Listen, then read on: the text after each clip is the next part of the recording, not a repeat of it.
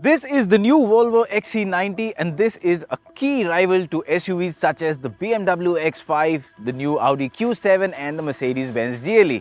But the problem with this vehicle is that this is sort of less unchanged since 2015 when you compare it to its key rivals.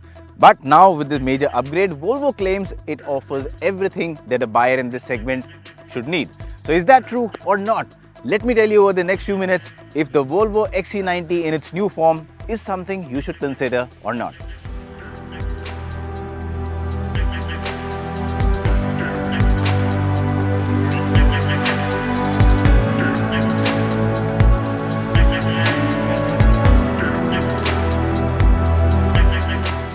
Now, one of the key highlights about the design of the XC90 has been its boxy design theme.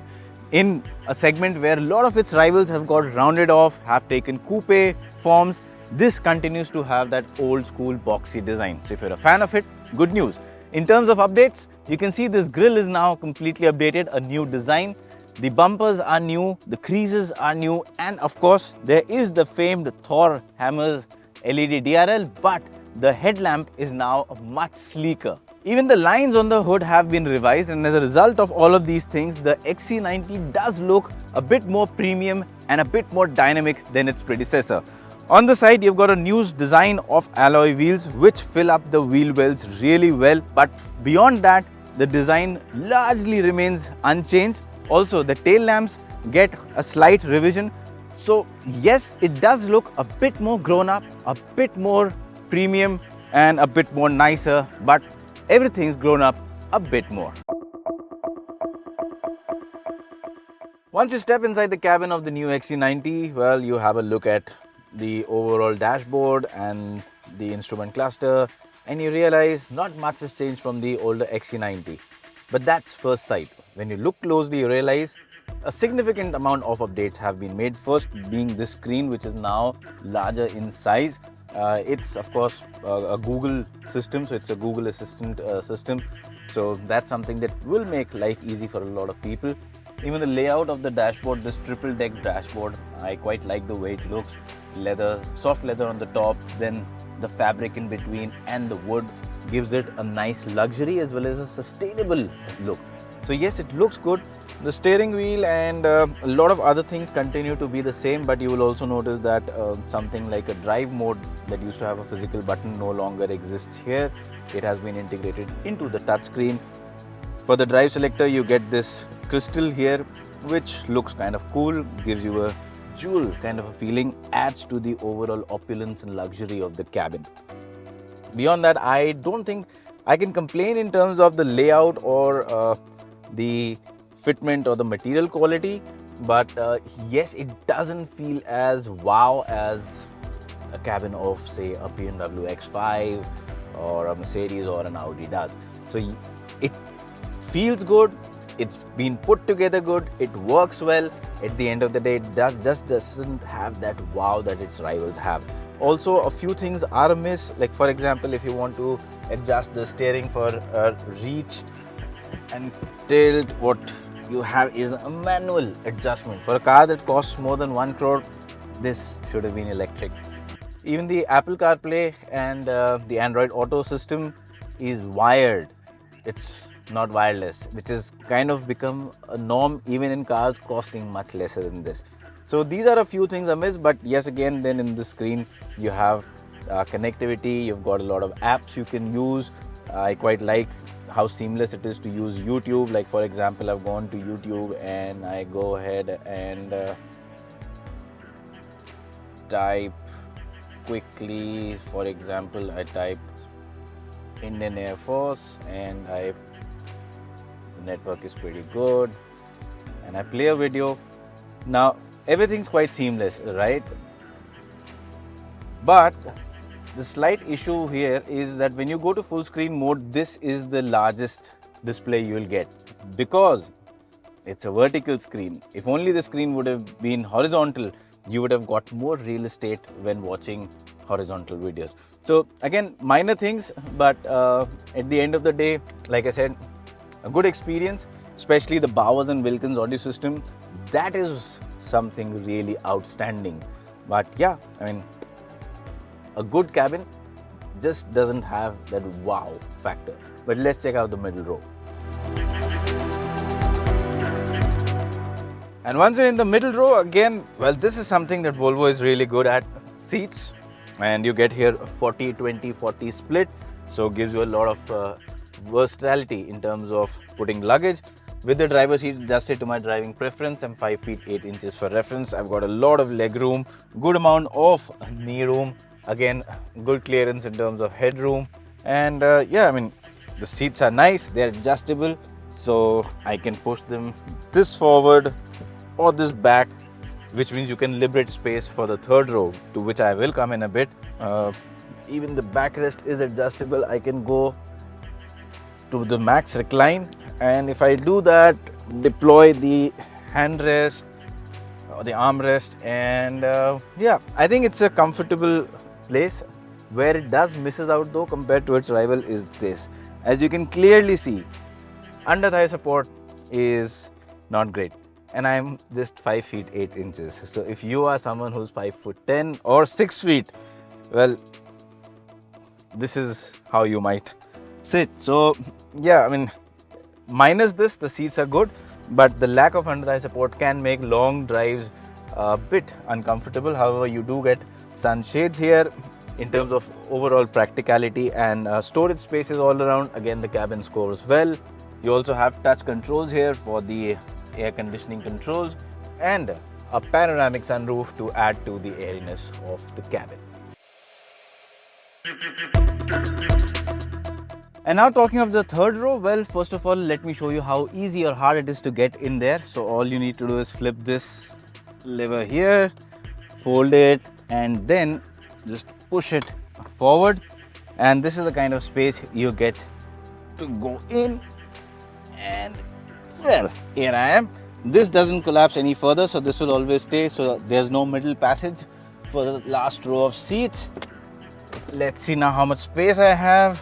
These seats are set at the furthermost back position, and well, it's not too tight, but I've got my knees brushing against the seat. Like most third rows, little under thigh support because knees are pointing upwards, and two individual seats. The seat itself is not too bad in terms of cushioning. Even the backrest is nice. The headrest is pretty good. You've got separate air conditioning vents, cup holders for both passengers here, and yeah, I mean, in terms of headroom also, it's just about okay. I'm 5 feet 8, like I said. If you're any taller, you'll again have your head brushing against the ceiling. So at best, this is a place suited for people with short heights or kids. And if you have adults sitting in here, I don't think anyone would like to sit here for more than a max, a few minutes, maybe 40-45 minutes. That's about it. So yeah, I mean, some days when you need it, you have a third row. So you do have technically a 6 or a 7 seat vehicle.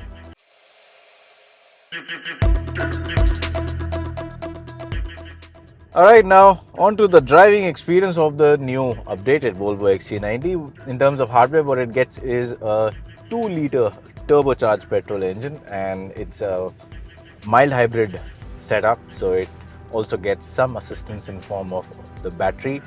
And total power output, about 250 PS of power, 360 Newton meters of torque. It's an all-wheel drive setup, and the transmission is sent to both axles using an 8-speed automatic transmission. How's it to drive? Well, off the line, it's fairly smooth, no hesitation. The turbo lag is masked well. So yeah, I mean, it's a pretty quick engine to spool up, and acceleration is decent. Of course, you can't compare it to the likes of the X5 or the GLE. They have much more power, but yeah, I mean, this doesn't feel underpowered. It's just that it doesn't feel rapid off the line, but that doesn't also mean that it's slow. When you're on the expressways or the highways, you can easily get up to high triple-digit speeds, no problem at all. Getting those overtaking maneuvers isn't going to be tricky at all. So it's got enough power, but it's got enough. It hasn't got enough power to give you an exciting drive. It'll just keep you happy. Yes, it'll not make you feel underpowered, but it's not going to pin you to the back of your seat. It's not going to put a wide grin on your face. It doesn't have that kind of hardware. In terms of refinement, the engine is pretty nice till about 4,500 RPM. Past that, it starts making a bit of a gruffy sound, but then again, it's not an SUV which will be pushing past that RPM mark too frequently. It's not aimed at being a sports or a coupe SUV. So for its positioning, I think the engine does a good job. And the transmission also works well, has been paired to the gearbox in a nice manner. So the shifts are quick, not like rapid quick. They're quick in the way that you need to keep in mind you're driving a luxury SUV. So they're a bit relaxed, but yes, when you try and hammer things down, when you try and go really fast, I think the engine and the gearbox both aren't really suited to fast driving. So you do find some bit of disconnect there, the gearbox being in a bit of a hesitant position at times, but it's only when you're pushing it to the limit. But when you're driving it normally in this traffic or on the highways, no problems at all. So yeah, I mean, the gearbox is that way is fine, but if you do want to take better control of it, you can only do it through manual controls here on the selector. Again, not having any paddle shifters for a car in this segment, again, I think that's a big miss. It should have had that.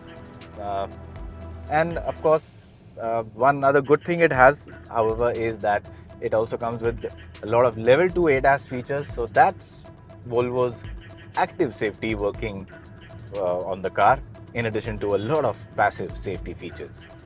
In terms of visibility, all-round visibility is great. No issues there as well, and overall noise, vibration and harshness, that is the N-Witch insulation in the cabin, is also very impressive. So you get a very nice luxurious feel inside the cabin. Also in terms of slow speeds, in terms of parking, in terms of really crawling traffic, it's got a nice 360-degree camera setup with good clarity, so that just makes life easy because it is a fairly large SUV. So I mean, overall it's a nice, easy, comfortable SUV to drive. In terms of ride and handling, I would say the air suspension does a really good job. First of all, it's adjustable, so you can lower it, you can raise it. So if you're going over really bad roads, you can increase the ground clearance, and that gives you more than enough ability to go through not just bad roads, but you can do some fair amount of off-roading as well, because it has all-wheel drive. But keep in mind, it's not a hardcore off-roading SUV. And but straight line stability, no problem at all. It just glides through, irons out most of the surface undulation. It's only when it at slow speeds and going through some really nasty potholes or bumps, those do send some kind of a shock through the cabin. But as you pick up speed, it's sort of, the suspension does come into its own element and things just start working a lot better. Handling, it's a large SUV. Like I said, straight line is no problem at all, but if you chuck it around corners really fast, it is going to reflect some amount of understeer, and that will be accompanied by some body roll. Not to the extent that you will get nervous, but yes, you will need to get used to it. Again, keep in mind, like I said earlier, it's not an SUV aimed at being a track tool. It's a comfortable, luxurious SUV. So from that perspective, it does get its handling and ride quality really right, I think. And put all of these things into perspective, at the end of the day, it is priced at 1.03 crores ex-showroom, which would mean on-road price would be about anywhere between 1.15 to 1.2 crores, depending on what state you're buying this car in. Does it justify that price tag? Well, to put it in a nutshell, I would say the Volvo XC90 has grown in every department. It has improved from its earlier version. The problem is that its rivals are significantly ahead.